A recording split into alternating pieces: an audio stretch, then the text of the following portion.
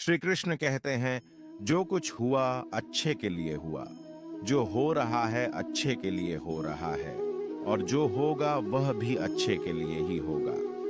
एक बार की बात है, एक राजा तलवारबाजी कर रहा था तो अचानक से उसके अंगुली में कट लग गया। तो पास खड़े मंत्री अचानक बोल उठे, राजा साहब चिंता ना करें, जो होता है अच्छे के लिए होता है। ये सुनते ही राजा को गुस्सा आ जाता है। राजा उस मंत्री को कारागृह में बंद करने का आदेश दे देता है और बोलता है, इसको फांसी पर चढ़ा दिया जाए। यह सुनकर मंत्री घबरा गया। उसने राजा से निवेदन किया, महाराज, मैंने आपके यहाँ इतने वर्षों तक काम किया है, क्या आप मेरी अंतिम इच्छा पूरी नहीं करेंगे? राजा बोला, ठीक है, बताओ, क्या है तुम्हारी अंतिम इच्छा? मंत्र बोला, कृपया मुझे 10 दिन का समय दीजिए। उसके बाद आप मुझे जो चाहे वो सजा दे दीजिए। राजा ने उसकी अंतिम इच्छा मान ली। राजा दूसरे दिन अपने सैनिकों के साथ जंगल में शिकार पर निकला।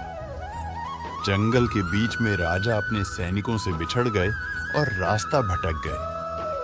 रास्ता ढूंढते हुए राजा वनवासियों के बीच पहुंच गए, जो बलि देने के लिए किसी को ढूंढ रहे थे। वनवासियों ने राजा को पकड़ लिया और वन की देवी को बलि देने के लिए ले गए। बलि देने की सारी तैयारियां पूरी हो गई। जैसे ही राजा को बलि देने के स्थान पर ले जाया गया, वहां खड़े बुजुर्ग की नजर राजा की खंडित अंगुली पर पड़ी। उसने आवाज लगाई कि ये तो खंडित हैं, इसकी बलि नहीं दी जा सकती। तो वनवासियों ने राजा को छोड़ दिया। राजा जैसे तैसे वहां से निकला और अपने राज्य पहुंचा। सबसे पहले कारागृह में अपने मंत्री से मिलने पहुंचा। राजा ने मंत्री से कहा, आपने सही कहा था, अगर मेरी अंगुली नहीं कटी होती तो मैं जिंदा नहीं होता।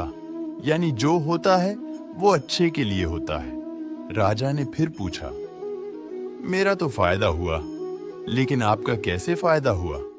मैंने तो आपको सजा दी। मंत्री बोला, मैं आपके साथ शिकार पर हमेशा रहता हूं। उस दिन भी रहता, लेकिन मेरे खंडित नहीं होने के कारण मेरी बलि चढ़ जाती, इसलिए मेरे साथ भी जो हुआ अच्छा हुआ। राजा प्रसन्न हुआ, लेकिन छोटी सी बात पर मंत्री को सजा देने का दुख भी हुआ। इसीलिए राजा ने मंत्री को कारागृह से निकलकर फिर से अपने साथ रख लिया। दोस्तों, इससे यही शिक्षा मिलती है, हमें अपने जीवन में भी बहुत से उतार चढ़ाव आते रहते हैं। कभी कभी कुछ चीजें मन मुताबिक नहीं होती हैं। इस कारण से कभी निराश नहीं होना चाहिए।